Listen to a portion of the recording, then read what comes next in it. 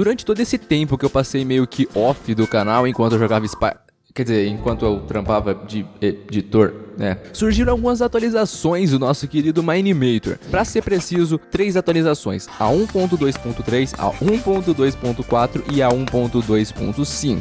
Mas nem todas elas tiveram grandes adições ou mudanças. Na verdade, a que mais teve conteúdo mesmo foi a 1.2.3. Por isso, ao invés de fazer um vídeo para cada atualização e acabar deixando 2 vídeos com pouquíssimo conteúdo, vou fazer apenas um vídeo cobrindo as 3 atualizações.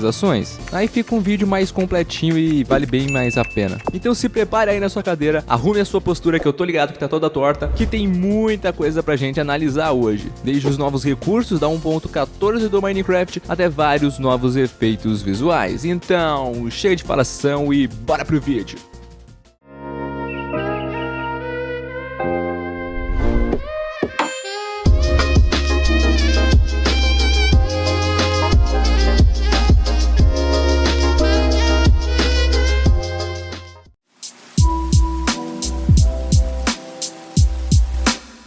Bom, a gente começa pela coisa mais básica de quase toda grande atualização, os novos recursos do Minecraft. No caso, todos os novos blocos, novos personagens e até as novas texturas, a textura aí da 1.14 do Minecraft já foram adicionadas aqui no Minimator. Raposas, pandas, pillagers, Ravengers, eu acho que é assim que se pronuncia, né, mano? Eu não faço a mínima ideia. Aquele villager que fica vagando por aí com a sua lhama, os novos itens, os novos blocos.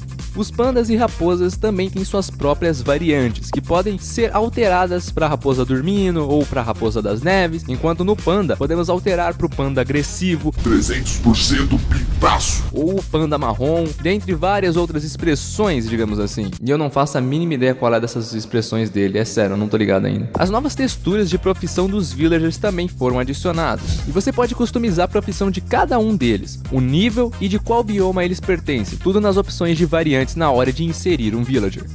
Se formos lá nas configurações, na aba de Program, existe também uma nova opção que permite que a gente defina valores ilimitados. Como assim? Por exemplo, se formos lá na aba de Background, na parte onde configuramos as opções do vento, por padrão só podemos aumentar a velocidade do vento até 100%. Esse é o valor que o programa impõe. Mas se essa nova opção estiver habilitada, a gente pode definir esse valor para ultrapassar os 100%. Se a gente colocar aqui 300%, vai ficar definido para os 300%, o que vai fazer o vento ficar bem mais rápido do que o programa permitia. Então o programa basicamente te deixa inserir o valor que você quiser. Porém, ao ativar essa opção, o Minimator já te avisa que caso valores muito altos sejam definidos, podem ocorrer crashes, ou seja, o programa pode parar de funcionar e até o projeto ser corrompido. Mas obviamente isso depende do valor que você está inserindo e aonde você está inserindo esse valor. Em outras palavras, o Minimator está praticamente te falando: olha, você pode usar essa opção que a gente colocou aí, tá? Mas fica ligado que pode dar ruim. Tipo, vai dar merda, é certeza isso. Mas se você quiser ativar a opção, tá aí, né, mano? Enquanto eu testava isso, não tive nenhum problema, não deu nenhum bug, nenhum crash, nem nada. Mas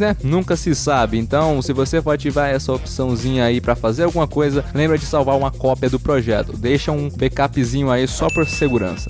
E agora indo lá para o editor de partículas, selecionando alguma partícula lá no editor e descendo um pouquinho aqui, em Kind, que seria o tipo de partícula, teremos 2 tipos de sprite. O sprite sheet, que já aparece aqui a textura com as partículas padrões do Minecraft, onde a gente consegue definir qual a partícula que queremos e onde ela começa, onde ela termina, meio que seria o modo manual que a gente sempre utilizava. Mas agora temos também o sprite template, que como o nome já diz, são meio que presets, partículas já pré-definidas.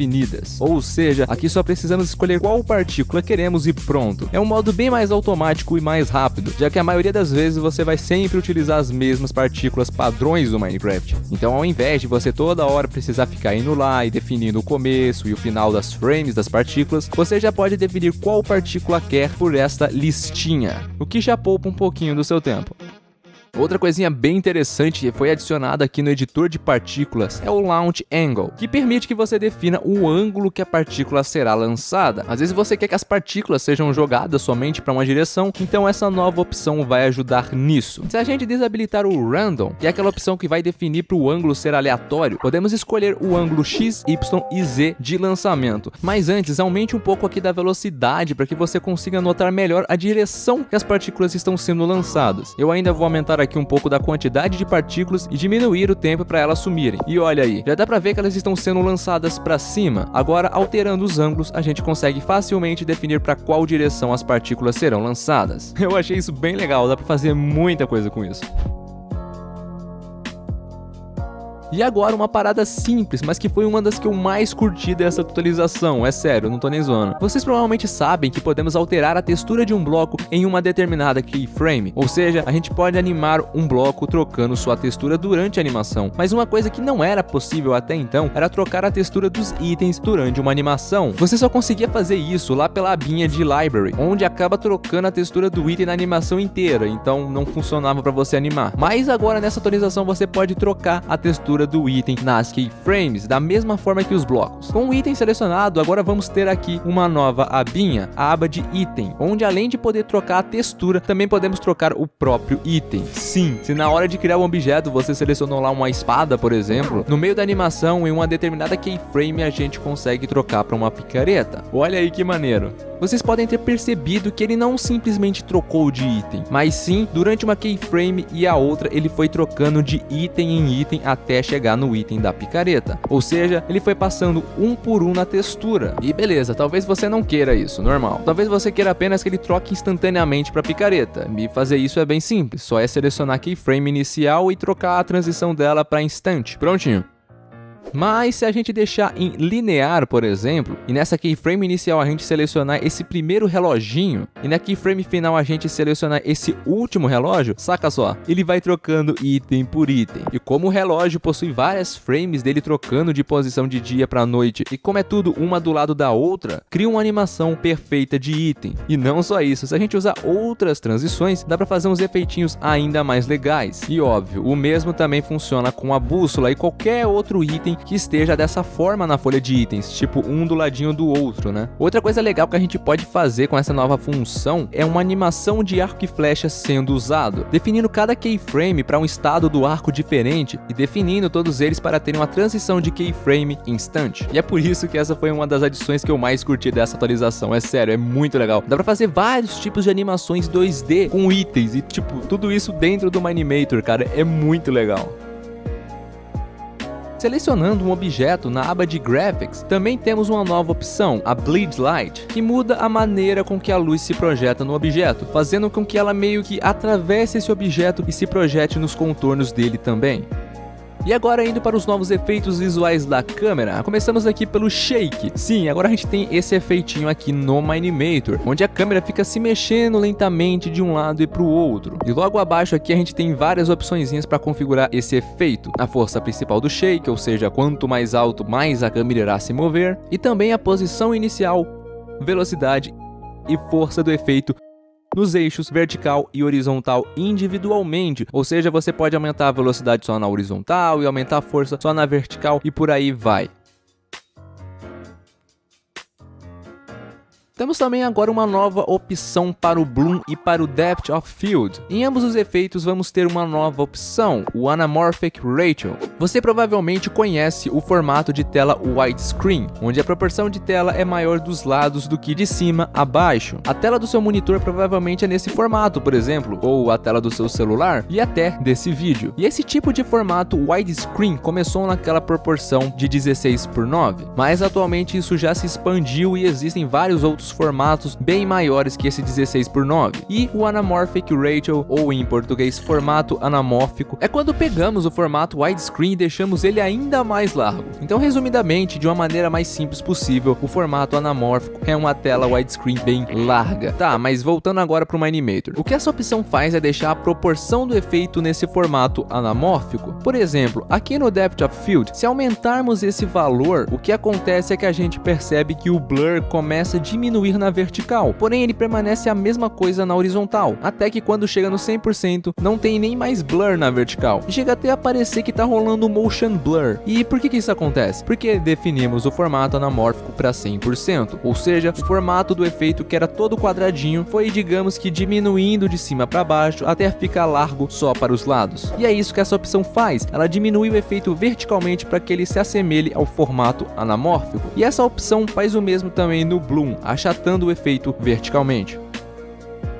Um outro efeito novo que foi adicionado nessa atualização foi o Lens Dirt, que é aquele efeitinho que aparece em animações e jogos de quando algum ponto de luz está refletindo na câmera e aparece aqueles pontinhos meio embaçados em volta, como se a câmera tivesse suja. E na verdade é realmente isso que o efeito tenta reproduzir. Sabe quando você pega a sua câmera e aponta ela para algum lugar que tem bastante luz e percebe que a lente está suja, com uma poeirinha e tudo mais? Então, o Lens Dirt reproduz isso. E aqui no Minimator é da mesma forma. Ativando ela aqui na lista de efeitinhos da câmera, podemos escolher uma textura, porque sim, o efeito não é gerado automaticamente pelo programa, a gente precisa escolher uma imagem para poder usar como Lens Dirt, o que é bom, porque dá pra gente customizar bastante isso. E para pegar essa textura de Lens Dirt é simples, é só jogar no Google Lens Dirt ou Lens Dirt Overlay e escolher alguma dessas imagens. Recomendo sempre pegar essas com um fundo preto, porque o programa irá remover todo esse preto e só exibirá basicamente os pontinhos mais claros, né, para dar o efeito certinho. Ao inserir a textura no Minimator, não vai acontecer nada de imediato caso você esteja com o Bloom desativado ou sem nenhum objeto com glow na tela, pois esse efeito precisa de luz para que ele seja visível. Então já deixa tudo quanto é luz ativado aí pra gente conseguir testar esse efeito. Mas você também pode desativar que esse efeito seja visível no Bloom ou no Glow também, para deixar o Lens Dirt exclusivo só para um desses dois. Mas obviamente eu vou deixar os dois ativados pra gente conseguir testar melhor o efeito. E aqui embaixo a gente tem algumas opções básicas para configurar ele. Aumentando o Radius, aumentamos também o alcance do efeito.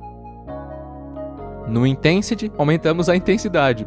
E no Power, meio que eu não sei se entendi muito bem. Ele seria para controlar o poder do efeito, né? Mas como assim poder? É como se fosse a intensidade? É tipo um segundo nível de intensidade? Eu ainda não sei, eu não saquei ainda qual é dessa opção. Mas conforme a gente aumenta o valor, o efeito vai sumindo e conforme diminuímos, o efeito aumenta até que ele fique bem visível. E bom, configurando tudo isso certinho, dá para deixar um efeitinho bem realista para animação, como se ela estivesse sendo gravada por uma câmera de verdade, uma câmera com a lente suja. A correção de cores também recebeu uma nova opção, o Vibrance, que funciona de uma forma semelhante à saturação, porém ainda diferente. Enquanto a saturação afeta todas as cores de uma forma mais forte, digamos assim, o Vibrance já é mais sutil. Ele apenas aumenta a saturação de cores que tiverem menos saturação, e as cores mais saturadas ele não altera, o que deixa as cores bem mais suaves e realistas. O nosso querido Depth of Field também ganhou mais um efeitinho, o bokeh. E o que ele faz? Bom, o bokeh é encarregado de pegar a paisagem que está sendo afetada pelo Depth of Field e dar uma embelezada. Ele pega o blur, todo o borrão causado pelo Depth of Field, e o transforma em discos. Sim, você consegue reparar que ao invés de apenas ocorrer o borrão do desfoque, todo o fundo também fica com seus contornos arredondados, dando a impressão de ter várias bolinhas, sendo que esses círculos mais perceptíveis são pontos de luz. Você provavelmente já viu alguma foto com esses pontinhos, e sim, eles são causados pelo efeito do bokeh. Então podemos considerá-lo como um sub-efeito do Depth of Field, mas beleza. Agora que tá claro o que esse efeitinho faz, vamos voltar pro Minimator. Aqui, ativando o DOF, vamos ter três opçõezinhas que são encarregadas de fazer o efeito do bokeh. O Edge Bias determina o quão forte será o efeito nas bordas, ou seja, quanto mais aumentarmos o valor, mais perceptível será os discos no blur. O Bokeh Highlight aumenta o brilho do efeito,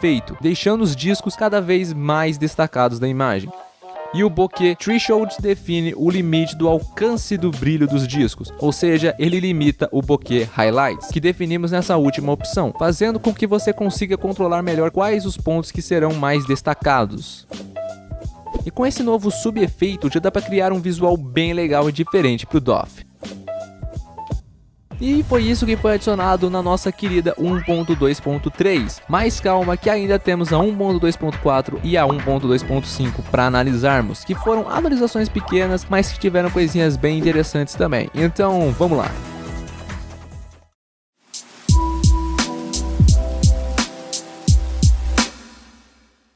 Lá nas configurações de gráfico também temos uma nova opção bem simples, mas que pode ser bem útil, a Remove Waterlogged Water, que basicamente é uma opção para impedir que a água entre em contato com outros blocos. Por exemplo, é assim que a água fica entrando em contato com cercas, com essa opção estando desativada. O bloco de água e o bloco de cerca acabam ocupando o mesmo espaço, mas se ativarmos essa opção, olha só, a água meio que fica barrada e não atravessa a cerca. Mas como vocês podem estar vendo, ainda tem umas coisinhas aqui pra arrumar, porque, né, acho que não era bem pra tá assim, mas beleza, né? Vamos aguardar aqui mais atualização pra corrigir isso aqui, né?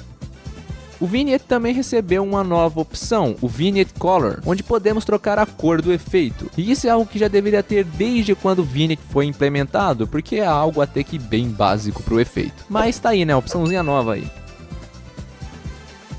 Se você utiliza algum programa de edição de vídeo ou de imagem, você provavelmente já conhece a nova opção que vamos falar agora, o Blend Mode. Sabe quando você altera o Blend Mode de uma layer e isso altera a maneira como essa layer se mistura com as layers de baixo? Então, isso foi adicionado também no Minimator. Só é você selecionar algum objeto e na abinha de gráficos do canto direito, vamos ter aqui o Blend Mode, que vamos poder alterar para Add, Subtract, Multiply e Screen.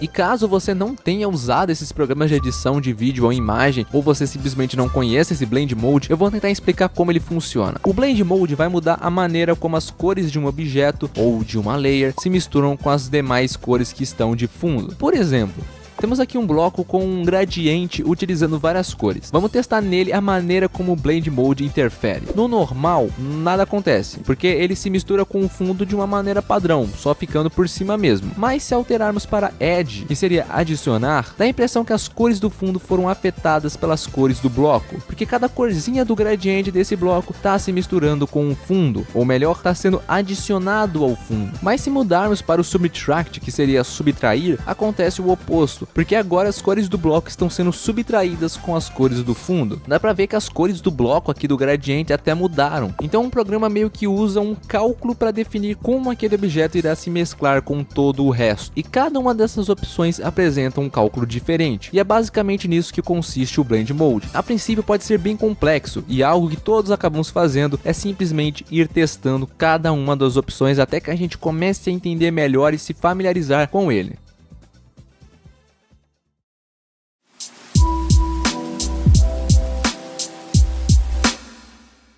Começando aqui a 1.2.5, nós temos duas novas opções que eu demorei um pouco para entender como funciona. Lá na câmera, logo em cima da lista de efeitinhos, temos as duas novas opções, a Blades e a Blade Angle. Ambas as opções mudam a aparência do Bloom e do Doff. Se você simplesmente sair mexendo nos valores, vai ver que vai realmente mudando alguma coisa. Mas o que exatamente está mudando? Essa primeira opção é para definir quantas Blades, ou em português, quantas lâminas a câmera tem. Mas até fazer o roteiro desse vídeo eu não fazia ideia de que lâminas ele se referia. Então fui dar uma pesquisada e eu descobri. As lâminas que ele se refere são essas coisinhas abrindo e fechando que ficam na lente da câmera. Você provavelmente já viu isso, e a quantidade de lâminas interfere no resultado do DOF nas fotografias. E é por isso que aqui no Minimator a gente pode definir a quantidade de lâminas, pois é como se fosse uma câmera de verdade aqui. Para que a gente consiga perceber melhor a diferença que as lâminas fazem no DOF, recomendo que a gente aumente o efeito do bokeh no DOF em 100%. E com um blur considerável. Agora, se o Blades estiver definido no valor de 0 a 2, não vai mudar nada, vai ficar a mesma coisa. O bokeh continuará formando os círculos no DOF. Mas se a gente alterar para 3, olha lá, o bokeh que era circular se transformou em uns triângulos. Mas por que isso aconteceu? Porque escolhemos que a nossa câmera terá 3 lâminas apenas. E ela tendo 3 lâminas, o formato da abertura da câmera será um triângulo. Entenderam como funciona? Se a gente aumentar para 5 lâminas, o formato do bokeh no blur será um pentágono, porque será o formato da abertura das lâminas. E bom, 5 lâminas, 5 lados. E conforme o valor de lâminas vai subindo, o formato do bokeh irá ficando cada vez mais circular, até que ele fique quase no mesmo formato de disco que era inicialmente. E aqui logo embaixo, em Blade Angle, como é de se imaginar, a gente pode rotacionar o ângulo das lâminas. E é essa a diferença que as lâminas causam no DOF e também no Bloom. Sim, as Blades também fazem diferença no Bloom, onde quanto maior a quantidade de lâminas, mais redondinho o formato do Bloom será.